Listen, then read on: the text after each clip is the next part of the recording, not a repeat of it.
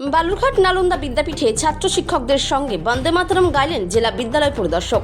গ্রীষ্মাবকাশের পর সোমবার পুনরায় খুলল বিদ্যালয়। রাজ্য সরকারের নির্দেশ মেনে বালুরঘাটের নালন্দা বিদ্যাপীঠ উচ্চ বিদ্যালয়ের প্রার্থনা সভায় জাতীয় সঙ্গীত জনগণমনের পর সমবেতভাবে গাওয়া হয় ঋষি বঙ্কিমচন্দ্র চট্টোপাধ্যায় রচিত বন্দে মাতরম।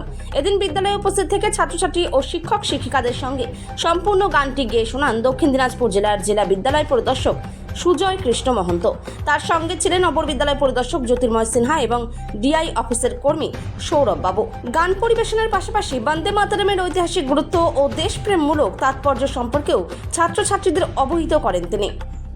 বালুরঘাট থেকে শিবশঙ্কর চ্যাটার্জির রিপোর্ট, বিগ নিউজ বাংলা। গ্রীষ্মাবকাশের পর আজ আমাদের বিদ্যালয় নালন্দা বিদ্যাপীঠ প্রথম খুলল আর কি। তো এই দিন প্রথম সমবেতভাবে জাতীয় গান ঋষি বঙ্কিমচন্দ্র চট্টোপাধ্যায় লিখিত বন্দে মাতরম গানটি সম্পূর্ণভাবে গাওয়া হলো। এটি প্রায় 3 মিনিট 10 সেকেন্ড ধরে গাওয়া হয়। কিছু কিছু শব্দ প্রথম ছাত্রছাত্রীদের কাছে একটু কঠিন লাগছে, তবে আগামীতে এটা আমরা নিয়মিত ওদেরকে প্র্যাকটিস করাচ্ছি। খুব শিগগিরই এই সমস্যার সমাধান হয়ে যাবে আর কি।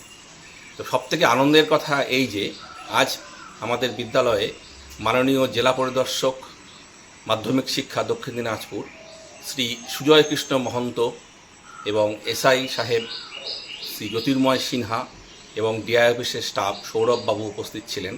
তারা নিজেরাও সমবেতভাবে শিক্ষক শিক্ষিকা এবং ছাত্রছাত্রীদের সাথে এই গানটি পুরোটাই করেন এবং মাননীয় ডিআই সাহেব এই সকালবেলার প্রেয়ার অ্যাসেম্বলির পর তিনি ছাত্রছাত্রীদের উদ্দেশ্যে এই গানটি সম্পর্কে একটি বার্তাও দেন এবং এটি কেন আমাদেরকে উদ্বুদ্ধ করেছিল আমাদের স্বাধীনতা সংগ্রামীদেরকে এবং কেন এটি জাতীয় গান হিসেবে গৃহীত হয়েছিল সেই সম্পর্কেও বলেন এটি। এবং আমরা বিদ্যালয়ের তরফ থেকে ওনাকে অসংখ্য ধন্যবাদ জানাচ্ছি, কারণ ওনার উপস্থিতি আমাদের ছাত্রছাত্রী তথা শিক্ষক শিক্ষিকাদেরকে যথেষ্ট পরিমাণে অনুপ্রাণিত করেছে এবং আমরা আশা রাখি ছাত্রছাত্রীরা খুব শীঘ্রই এই গানটি পুরোটাই তারা নিজে থেকেই বলতে সক্ষম হবে।